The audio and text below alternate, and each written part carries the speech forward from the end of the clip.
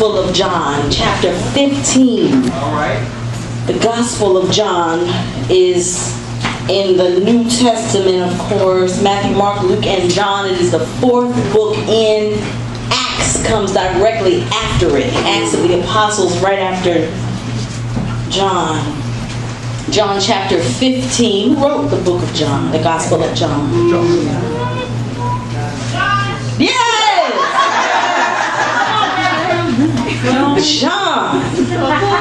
John walked with Jesus himself. Amen. John is the only disciple that followed Jesus to the cross. John was most likely, and there's good evidence too, that he was the youngest of all of the disciples. And literally at the time of his calling to follow Jesus may have been no more than 14, 15 years old. John, later in life, was exiled to the island of Patmos for following Jesus. He wrote the Gospel of John, 1 John, 2 John, 3 John, and Revelation. Amen. Let us read John 15, 1 through 4. I am the true vine, and my Father is the gardener. He cuts off every branch in me that bears no fruit, while every branch that does bear fruit, he prunes, so that it will be even more fruitful. You already are clean because of the word I have spoken to you. Yes. Remain in me as I also remain in you. Amen. No branch can bear fruit by itself. It must remain in the vine. Neither can you bear fruit unless you remain in me. Yes. You may have your seats. God may God add a blessing to the reading of his word. No branch can bear fruit by itself. All right. It must remain in the vine. I want to speak today from the subject, hang in there. All right. Amen. Jesus addressed his disciples and told them that if they were to bear fruit, they must stay connected to him.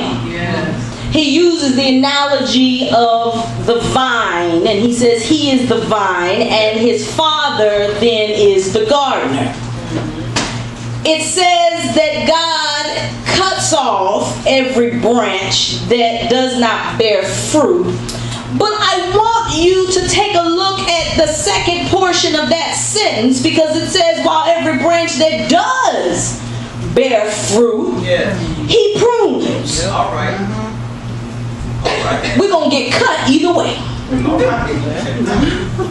What you're going through may not be what you think that it is. Yeah. Because sometimes we misconstrue the cutting, feeling like, Lord, I'm being chopped. There's something that this hurts. Oh man, I must be out of God's will. God is cutting me from him. When in actuality, what God may be doing is pruning you. All right. And we must be willing to go through the pruning process. Why? Because it says in the next portion of the sentence, so that it will be even more fruitful. Yeah. That is why that answers the question that many of you may have. Why is it that when I do things for God, it seems like I take 2 steps back and 2 steps forward and I get set back 1 step? Because as you take steps for God, God says, you move up 2, I'm going to take you back 1 so that you can then move up 3, and then I'll take you back 1 so that you can then move up 4, and I'll take you back 1, because it is part of the pruning process. Amen. Pruning is important, and it's important in all areas of our lives. That's right.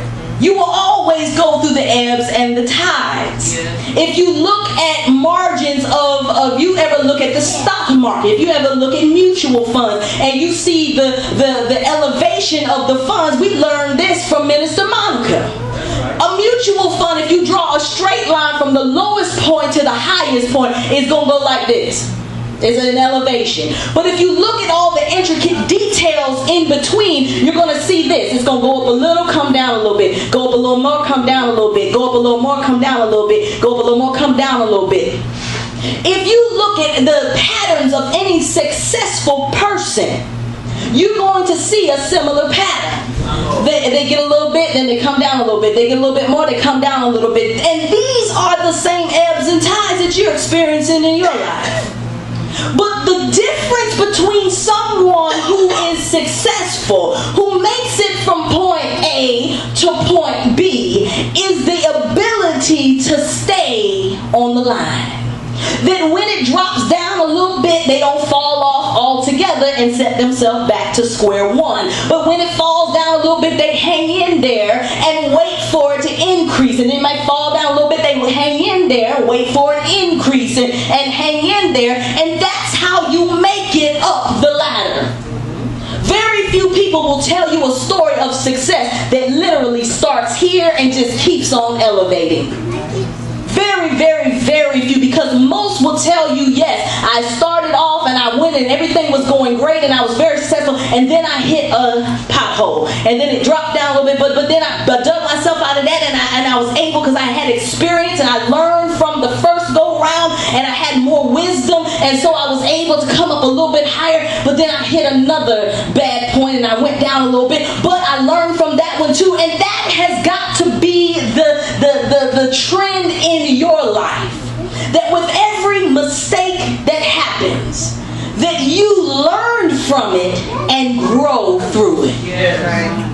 See, we oftentimes say, well, I'm going through something. I want you to change your vocabulary a little bit for me. No longer, and it's true enough, you're going through, but as you're going through, I need you to also grow through it. And so I need you to add that into it. I'm going through and I'm growing through, because I refuse to go through this for naught. I refuse to go through this in vain. I refuse to go through this much hurt and pain and then have to not learn from it just so I go through it all again.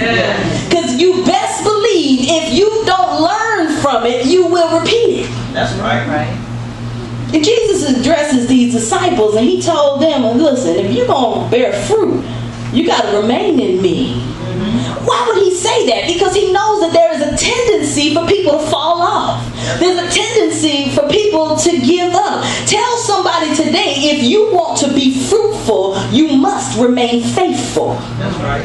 Come on, somebody encourage somebody else. If you want to be fruitful, you got to remain faithful. Amen.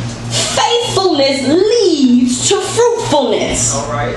You ought to plaster that somewhere. Get a tattoo or something that says faithfulness leads to fruitfulness, because it's the truth. Yeah. Paul said it like this. He said, be not weary in your well-doing, for in due time you will reap. That's right. Isaiah said, those that wait on the Lord shall renew their strength. They shall mount up on wings as eagles. They shall run and not be weary. They shall walk and not faint. You need only hold on to Jesus and watch fruitfulness then manifest in your life. I'm not going to be before you long. I'm about to get out of here. I just want to tell y'all a little story. Y'all know my first career was in the gym. I started off as 17, 18 years old. Actually, I started off in the gym. I went to the gym right down the way. I moved to Florida, and there's a gym right down the way. I said, I'm going to get me a job there. I really just wanted to work out for free. And so I went in there, and I'm just be truthful and honest, you know. I went in there. So before the Marine Corps, before doing hair, before all of that good stuff, I worked at a gym. And I ended up working my way from the front desk receptionist. I had absolutely no skills. I worked my way up from the front desk receptionist to the assistant manager of the gym by the time I was 20. I did everything from the front desk to sales, to aqua aerobics. I shared with Tammy the other day my first job, my first real like little gig there, my first certification was an aqua aerobics instructor. I did floor aerobics, I did personal training, I did all of that. And I'll tell you this, and this is what I learned at the gym. It's impossible for someone, literally impossible, with someone with a normal thyroid function. I'm not talking about somebody that has an issue with metabolism, but a normal thyroid function. It's impossible for them to eat right and exercise every day and not lose weight. It's impossible. It just can't happen. It's basic arithmetic, and here it is. If you burn more calories than you eat, you will lose weight. And if you're eating right, which means you're eating the right foods in the right portions, and you're also exercising, and I'm talking just not even, you don't have to go off and run marathons, just a moderate level of workout for about 30 minutes a day, you will shrink body fat. Pastor, why you up here teaching us this and you fat? I'm gonna tell you, somebody already said it in your head. This baby fat. The baby too. You need 2 in a couple months. I'm not even gonna pull no excuses, because that's the same thing as saying God ain't finished with me yet. Listen here. This is the same thing that happens. I'm a perfect example to talk about it. This is the same thing that happens. Well, if you know the formula, Pastor, why don't you do it? Same formula. If you want the fruit of the Spirit in your life, how many people do want joy? Anybody don't want joy? Love, peace, kindness, all of these things, right? They come from being in Jesus and staying in Jesus. It is impossible for us to live in Christ and live for Christ and not then manifest the fruit of the Spirit in our lives. Impossible. Can't happen. Won't do it. What happens though? We allow the world to take us and pull us away from the things of God and Christ. See, the thing is, it's just like them daggone carbs that get me a little rice here and a little bit of this here, and I take some bread here, and I'm going to go ahead and just go ahead and have this, all those empty calories, because it tastes good and it feels good. And I know the formula to lose weight, but the willpower just ain't there. And just a little bit of this over here ain't gonna hurt me. But then when my pants still feel the same and they ain't no bigger, in fact they might even be a little tighter than they were last week, then I realize, man, I haven't been working the formula. And the thing is the same, that when we know the formula of joy and peace and long suffering and kindness, we know how to have all of those things, which is staying in the will of God and living for Christ. But then when our world becomes out of whack and we don't understand why is it, we know what we must do, which is get back in the vine. Amen. But I want to encourage you today. Amen. I want to encourage you that I don't care. Most of us in here, you understand what I mean, because when you first got into Christ, amen, when you first got saved, take me back to the time when I first believed. When you first got saved, you had a fervency and a fire for God that couldn't nobody pull from you. You were on fire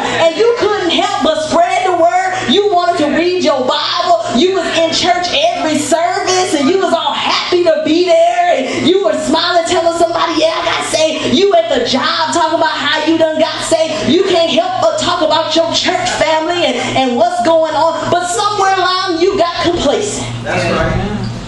And then you got a little bit lazy, and then Wednesdays just seem like a bother, and I got something else to do, and yeah, I know that I should probably go to Bible study and Sunday school, but man, that's an early wake up for me. I'm so busy through the week, but I'm still coming to Sundays every Sunday. I'm there. That's enough, right? Then every Sunday is just real taxing. Maybe I can just do 2 Sundays, 3 Sundays. I miss one. I'm going to give myself a cheat Sunday, a cheat week, I'm going to give myself a cheat weekend, and I'll go 3 out of the 4 at least Sundays. And but when I miss one, it don't make no difference. And somebody done invited me to go out, so I'm going to go ahead and miss 2, 3. If I miss a month, don't mean nothing. I can come on back. A little sabbatical don't never hurt nobody. I'm talking to somebody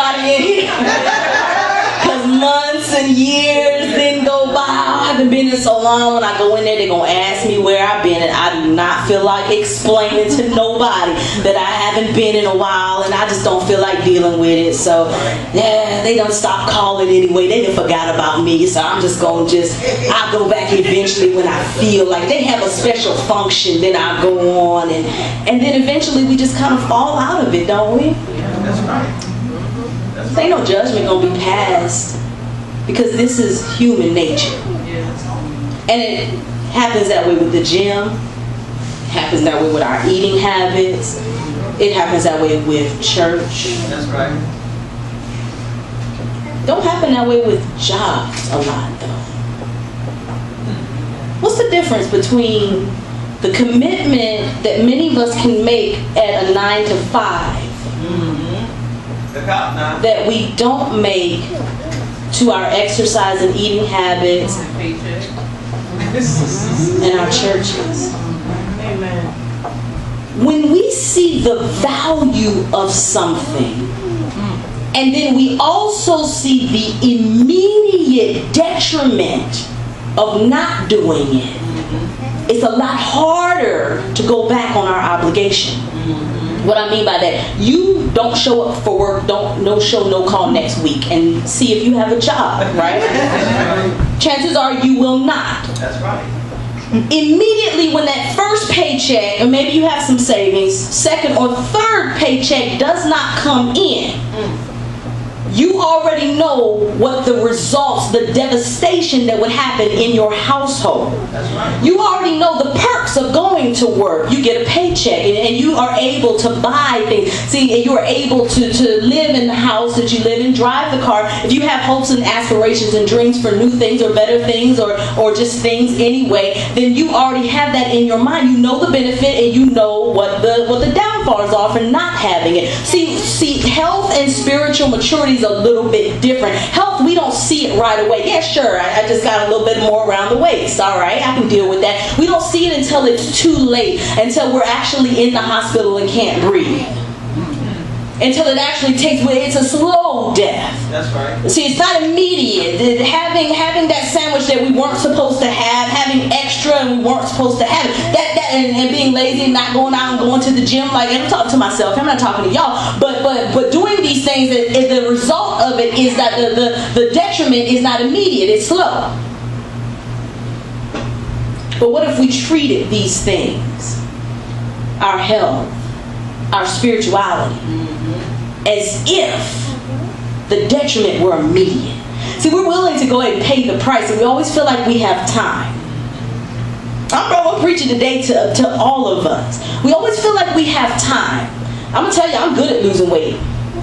Anybody in here been here more than 5 years know I'm good at it, am I not? I'm good at it. When I want to, I can. I'm good at getting jobs. When I want a job, I can get one. Hey, I know I'm good at certain things, and because of that I get lazy. Because of that, I will go ahead and compromise. I do it later. That's right. Why do it right now when I can have a little fun? Why buckle down this second when I can have fun later? But I'm going to challenge each one of us. I don't want you to change your whole and go in and say, Pastor said change my whole life tomorrow. Because you never do it that way. But I want you to find one aspect of your life to change tomorrow, today. Just one thing. I'm not asking you to bite off the whole thing and chew it up and swallow. That's too much. You're going to choke. But one thing. What is one thing that you can do when you leave out of this building today that will benefit you tomorrow? What is one thing that you can change, that you know you need to change, that you can do today? Whether that is a change of an eating habit, whether it's a change in an exercise regime, whether that's a change of reading the word, whether that's a change in your prayer life, whether that's a change in your finances, whether it's a change in your savings, whatever that change is. Because I'm a firm believer that when you change one aspect and you get that thing in line, other aspects will begin to line up. And before you know it, it's easier to line every aspect of your life up. What commitment can you make before you even leave your seat? What commitment can you make to say, to make my life better? I know the formulas. I know to have joy, I got to live for Christ. But maybe I've just gone too far and I've been afraid to live for platform because that's too much change in one big thing. And I agree with you. You cannot do that on your own. But maybe there is one thing you can commit to. And you say, you know what, but I can commit to reading the Bible at least once a week. And I'm going to do that. And you make that change in your mind. And you manifest that change in your actions. I promise you that your life will line up and you will see the fruition of love, joy, peace, long-suffering, gentleness. Amen? Amen. You hang on in there. You hang in the vine. Don't you get off just because you already feel like I've already fallen off. No. You hang in there. The vine is still hanging on to you. That's right. Amen? Amen. You hang on to the vine. Amen. That's all that I'm not going to hold y'all no longer. I want you all to enjoy your day. I want you all to enjoy your families. If you have a family that you love, I want you to go and I want you to call them. I want you to get on the phone with them and tell them I love you. I appreciate you. If you have family in your home, I want you to go home and somebody cook dinner and somebody sit up in there and wash the dishes that didn't cook the dinner. Amen. And I want y'all to pull out a game or something, and I want y'all to sit down and have some family time. Amen. If you don't want to do that, go on out to the beach and enjoy one another today. Amen.